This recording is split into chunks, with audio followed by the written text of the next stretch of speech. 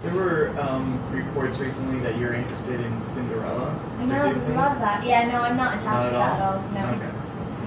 The end of The Host leaves it open for possible sequel or for the trilogy.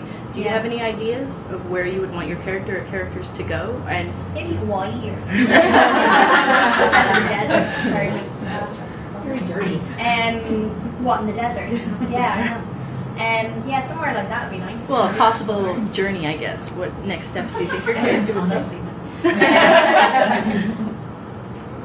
I think, well, the good thing for me is that if they do a sequel, I'm going to be playing a character that essentially I haven't really played that much, which is really great, because I know the fear for me with doing a franchise would be that you're playing the same character for quite a long time.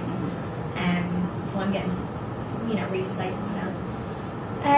I don't know. I mean, I think they'd have to get out of the cave soon enough. I think it seems like it was pretty overpopulated anyway. So so I'd imagine in the next one maybe they might get out of the cave or do something else. And also they've come across souls now that they're kind of relatable to. So yeah, I don't know what Stephanie's going to do. Like, she's writing it at the moment, so she won't tell anyone. They're like, so you have any ideas about your sticking in? But no, she wouldn't tell us. So you'd be definitely in if they decide to do another one.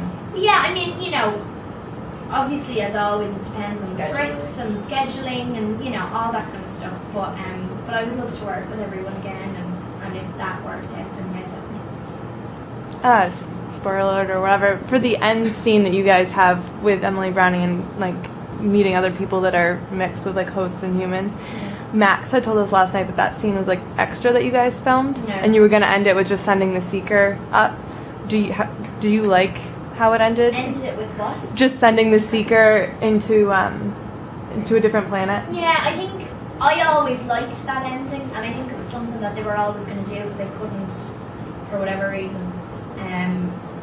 But it always felt right that I mean that's the ending in the book, and that those kind of really pivotal lines as well. Those really important lines at the end. I think it was nice to have those repeated at the very end of the film. So yeah, I think it felt right to have that. Yeah.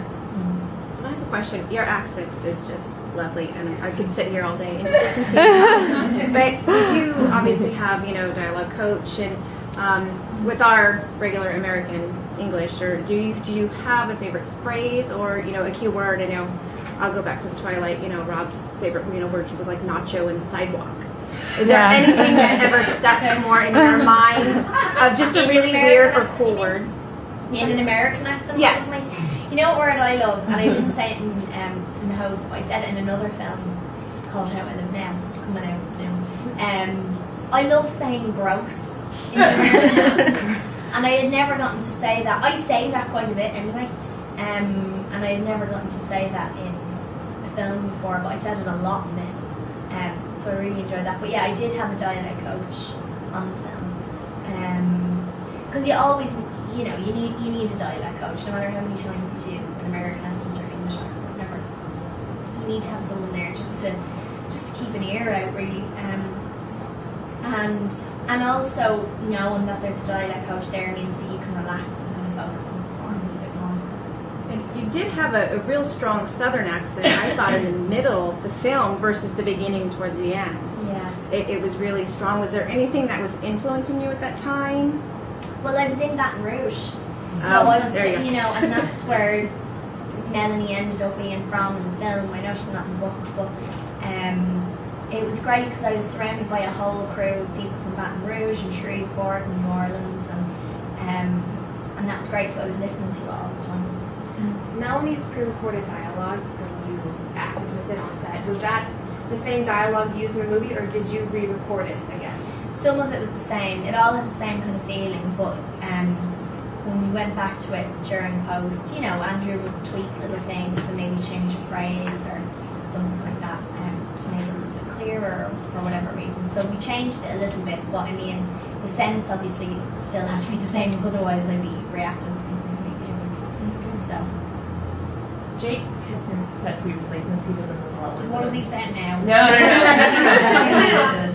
The Lovely Bones, that he found Andrew Niccol more meticulous than Peter Jackson. Would you agree? Or? Yeah. Yeah, they're very, very different kinds of directors, and they're both very visual. But Pete is very much like a kid, and you know, if he could, he'd just get a camcorder and go around and shoot everything for 10 months. And also he's got so much equipment there that he can kind of really play with all these different, you know, new technology and new types of cameras and things like that. So he focuses on that stuff a little bit more. Whereas Andrew can be very much about the style and the look of a particular shot. So he's very, very particular about how things look within a frame and things like that. And that's something that's become such a trademark in his films and is so kind of beautiful in his films. So he's very, very good at that, you know. But what they, you know, they're both obviously emotionally very, you know, they're involved when it comes to the characters, and they're not sort of cold or anything towards that. So, just FYI, he just wanted me to say that to throw you off your game. He actually said you were a good kisser. I'm uncomfortable to hear that because I don't want Jake to think that I'm a good kisser. My cousin saying that because so. They got us involved in prank wars last night. In prank wars? Yeah. Or were you pranking each other last night? No, they asked us to prank people today. Don't prank me. I'm gonna have to talk to them now. You can't tell us. You can't tell them because I'll tell them it's you. Do you want us to prank them? Yeah. Think of someone. I'm gonna ask because alright. So we were told to do a prank, and I'm gonna ask your opinion on it. So we heard Jake has a body hygiene issue. Like he doesn't like germs. And okay. so Yeah. Max, this is why these are there, because Max wants us to have him sign it, and when he turns around, we have a bottle of Evian, and I'm going to act like I'm sneezing and spray it on him. That's a good idea. You know what you should do? You should try and sneeze onto this and then ask him to sign it. You should ask him to do that. I'm really freaked out. Yeah.